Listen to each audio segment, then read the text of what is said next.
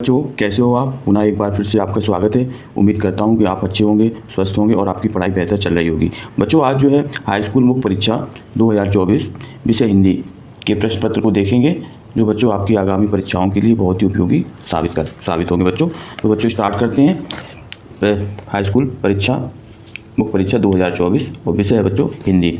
बच्चों इसका कोड है T0651 और बच्चों इसका समय है T3 आवर्स और इसका मैक्सिमम मार्क बच्चों 75।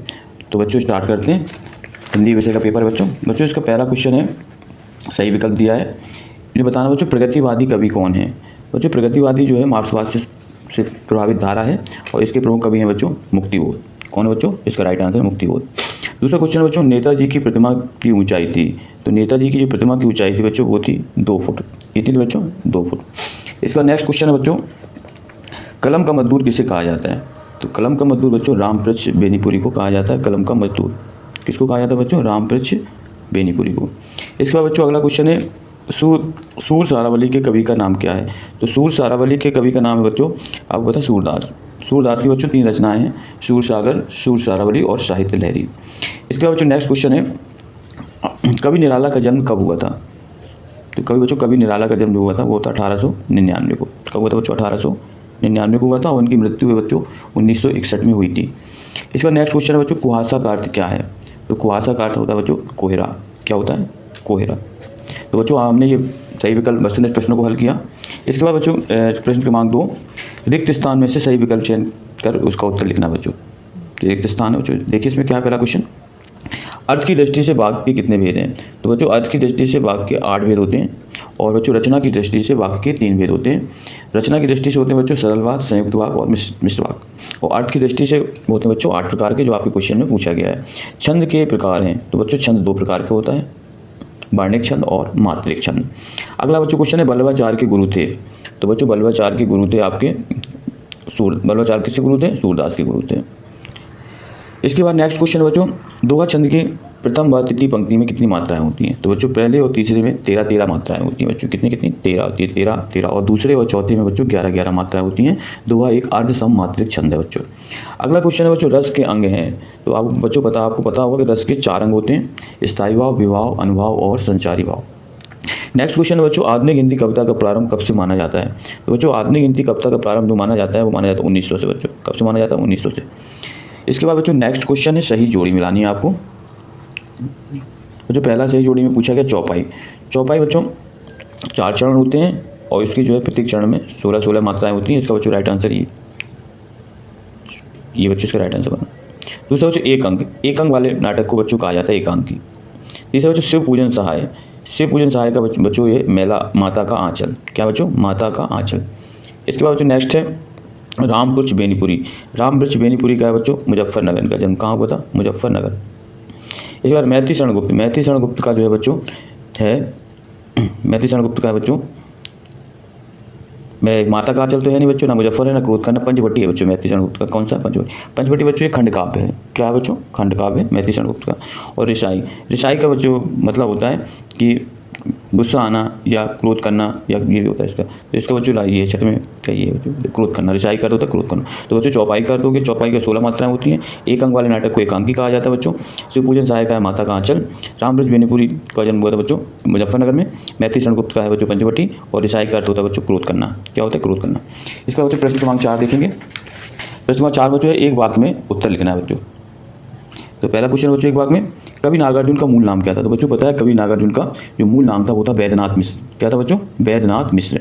निराला रत्नावली के कितने खंड हैं। तो बच्चों निराला रत्नावली के 8 खंड हैं। कितने खंड बच्चों, 8।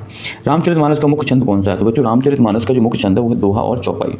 कौन सा छंद बच्चों, दोहा और बच्चों इसकी भाषा है अवधी भाषा है और इसके लेखक हैं बच्चों तुलसीदास, गोस्वामी तुलसीदास। विनय पत्रिका की रचना किस भाषा में हुई। तो बच्चों विनय पत्रिका की रचना ब्रज भाषा में हुई है, जबकि रामचरितमानस की रचना बच्चों अवधी भाषा में हुई।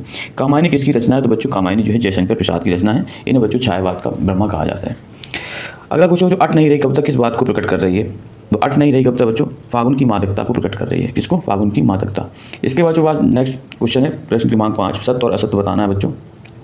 पहला है इसमें बच्चों संस्मरण में कल्पना तत्व की प्रधानता होती है। तो बच्चों संस्मरण में कल्पना तत्व की प्रधानता होती है बच्चों गलत है। तो ये बच्चों असत्य है। क्या बच्चों, असत्य। अगला हिंदी में प्रथम उपन्यास परीक्षा गुरु कुमार, बिल्कुल सही बच्चों, हिंदी में प्रथम उपन्यास परीक्षा गुरु को माना जाता है। ये बच्चों सत्य है और इसके लेखक हैं लाला श्रीनिवास दास। कहानी के 6 तत्व होते हैं, तो बच्चों सही है, कहानी के 6 तत्व होते हैं। कपास दे भाव, का से बच्चों कथानक, पा से पात्र परिचय, सा से संवाद, दे से देश काल वातावरण, भा से भाषा शैली, इस तरह बच्चों 6 तत्व, और लास्ट में इसका उद्देश्य होता है बच्चों कहानी का। श्री कृष्ण ने गोपियों को समझाने के लिए उद्धव को भेजा था, तो बच्चों ट्रू है, श्री कृष्ण ने गोपियों को समझाने के लिए अपने मित्र उद्धव को भेजा था योग की शिक्षा देने के लिए। अगला बिस्मिल्लाह का हिंदू मुस्लिम एकता के समर्थक थे बच्चे, राइट है, जो बिस्मिल्लाह खाते वो हिंदू मुस्लिम एकता के समर्थक थे। इसके बाद बच्चों पर्वती सुंदर मन को नहीं भाती, तो बच्चों गलत है, जबकि पर्वती सुंदर मन को भाती है। तो बच्चों इस तरह हमने प्रश्न क्रमांक 5 तक को पढ़ा, 5 तक के हल किए क्वेश्चन। इसके बाद बच्चों प्रश्न क्रमांक 6 से पार्ट बी में हल करेंगे। तो प्रश्न क्रमांक 6 में बच्चों ये इसमें नाटक और एकांकी में कोई 2 अंतर बताना है। तो आपको बच्चों पता होगा नाटक में कई अंक होते हैं, जबकि एकांकी में 1 अंक होता है। नाटक में पात्रों की संख्या बहुत कई ज़्यादा होती है, जबकि इसमें एकांकी में पात्रों की संख्या कम होती है बच्चों। सबसे ज़्यादा नाटक बोलो बच्चों जो है हरिश्चंद्र ने लिखे हैं, भारतेंदु हरिश्चंद्र ने, जैसे अंधेर नगरी इनका प्रमुख नाटक है बच्चों। इसके बाद बच्चों लेखक मन्नू भंडारी के व्यक्तित्व पर प्रकाश डालना है, और बिस्मिल्लाह काको सेनाई की मंगल ध्वनि का नायक क्यों कहा गया ये। इसके बाद बच्चों गद्य की 4 विधाओं के नाम लिखना। गद्य की 4 विधाएँ मतलब कहानी, उपन्यास, नाटक, एकांकी बच्चों गद्य की विधाएँ। बाबू गुलाब राय के अनुसार निबंध की परिभाषा लिखना है बच्चों। निबंध जो है, निबंध में अपने विचारों को व्यक्त करने का माध्यम होता है, प्रसन्नतापूर्वक उसको बच्चों निबंध कहा जाता है। इसके बाद बच्चों नेक्स्ट क्वेश्चन नंबर 9 है, संधि और समाज में कोई 2 अंतर निकला है। तो बच्चों संधि में जो होता है 2 वर्णों के मेल से जो विकार उत्पन्न होता है वो संधि कहलाता है बच्चों, जबकि समाज में होता है 2 पदों का विक्रय होता है बच्चों। संधि बच्चों 3 प्रकार की होती है, जबकि समाज जो है 6 प्रकार के होते हैं बच्चों। सब शक्ति, शब्द के अर्थ को व्यक्त करने वाली शक्ति सब शक्ति कहलाती है बच्चों, 3 प्रकार की होती है, अभिधा, लक्षणा और व्यंजना। अगला क्वेश्चन, गंतों को मेहनत कर भाषाओं को शहद क्यों कहा जाता है। भोलानाथ अपने साथियों को देखकर सिसकना क्यों भूल जाता है बच्चों। इसका पार्ट 2 में हल करेंगे क्वेश्चन। कभी नागार्जुन की 2 रचनाओं के नाम लिखना है। तो कभी नागार्जुन की रचना बच्चों जिसका जीवन परिचय पढ़ेंगे, प्यासी पथराई आंखें बस मांगपुर, इनकी रचनाएं। नई कविता की 2 विशेषताएं लिखना है इसके बच्चों, और इसमें कभी सूरदास अथवा तुलसीदास की काव्यगत विशेषता इन बिंदुओं के 2 रचनाएं वहाँ पर लिखना है बच्चों। दोनों ही कभी बहुत ही महत्वपूर्ण है, इनकी अक्सर विशेषताएं और भावपक्ष कलापक्ष रचनाएं अक्सर परीक्षाएं पूछी जाती हैं, तो इनको बच्चों आप अच्छी तरह से देख लें। फसल क्या है, उद्धव के व्यवहार की तुलना किससे की है। तो बच्चों पता है उद्धव के व्यवहार की तुलना किससे की गई है, मटकी के तेल में डूबी मटकी के समान की गई बच्चों। कविता में बादल किन अर्थों की संकेत है बच्चों। बादल इसमें क्रांति का प्रतीक है, और स्मृति को पाते बनाने में कवि का क्या आशय है। अगर बच्चों कवि में बादल किन अर्थों की संकेत। काव्य की परिभाषा क्या है बच्चों, तो रसात्मक वाक्य काव्य, रस युक्त वाक्य ही काव्य होता है, और पुनरुक्ति प्रकाश अलंकार की परिभाषा उदाहरण बच्चों जहाँ पे आवृत्ति होती है इन शब्द की, वहाँ पुनरुक्ति प्रकाश अलंकार होता है। इसके बाद बच्चों अगला क्वेश्चन है, रस किसे कहते हैं, और रस की परिभाषा है। तो काव्य को पढ़ने सुनने से जो आनंद की अनुभूति होती है बच्चों उसे रस कहते हैं। रस 9 प्रकार के होते हैं, और रस के अंग 4 होते हैं। चौपाई छंद की परिभाषा लिखना बच्चों। चौपाई में 4 चरण होते हैं, और प्रत्येक चरण में जो है 16 मात्राएं होती हैं। मंगल भवन, मंगलहारी, त्रयु, दशरथ, अजर बिहारी बच्चों चौपाई के उदाहरण। रामकृष्ण बेनपुरी अथवा यतीन मिश्र का साहित्यिक परिचय इन बिंदुओं के आधार पर दे दिए। बच्चों में साहित्यिक परिचय लिखना है, रामकृष्ण बेनपुरी या यतीन मिश्र का 2 रचनाएं लिखनी है बच्चों, भाषा से लिखनी।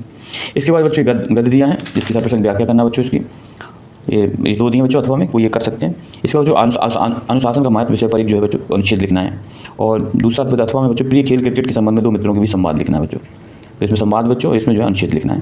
प्रश्न क्रमांक 19 में। प्रश्न क्रमांक 20 बच्चों क्या कह रहा है, प्रश्न क्रमांक 20 में पदांत की सप्रसंग व्याख्या करनी है। इसमें अट नहीं रही, ये आवा फागुन की, इसको हल करना बच्चों। और इसमें अथवा में दिया जिसके अरुण कपूरों की मतवाली सुंदर छाया में अनुराग ने उछल लेती ने सुहाग मधवाया में, उसके 30 में बच्चों ये उनका हरवंश जयशंकर प्रसाद का बच्चों आत्मकथ्य है, उसका ये पदांश है। और अपने जिले के जिलाधीश महोदय को परीक्षा काल में हो रहे ध्वनि विस्तार यंत्रों पर रोक के लिए आवेदन लिखना बच्चों। अपने प्रिय मित्र को अपने भाई की शादी में सम्मिलित होने के लिए पत्र लिखना बच्चों इसमें। और इसके बाद निम्नलिखित में किसी एक विषय पर रूपरेखा सहित सारगर्भित निबंध लिखना बच्चों। मेरा प्रिय खेल, विज्ञान के बढ़ते चरणों, वृक्षारोपण, और वर्तमान समय में कंप्यूटर की उपयोगिता और साहित्य समाज। तो इस तरह बच्चों हमने प्रश्न क्रमांक 22 देखा। प्रश्न क्रमांक 23 में बच्चों अपठित गद्यांश अथवा काव्यांश को पढ़कर दिए गए प्रश्नों को उत्तर लिखना है। और इसके बाद बच्चों ये इसका जो है गद्यांश दिया है, और ये किसका बच्चों ये पद्यांश दिया है, इन दोनों को हल करना बच्चों। तो बच्चों इस तरह हमने जो है आज हाई स्कूल मुख्य परीक्षा 2024 के प्रश्न पत्र को देखा बच्चों। इस प्रश्न पत्र को अपन पूरा सॉल्व करेंगे 3 पार्ट में। आप लोग बच्चों इन प्रश्नों को नोट कर लें और इनको बार बार दोहराएं बच्चों। इन प्रश्न पत्रों से आपको काफ़ी ज़्यादा फ़ायदा मिलेगा और आपका परीक्षा में कॉन्फिडेंस बढ़ेगा।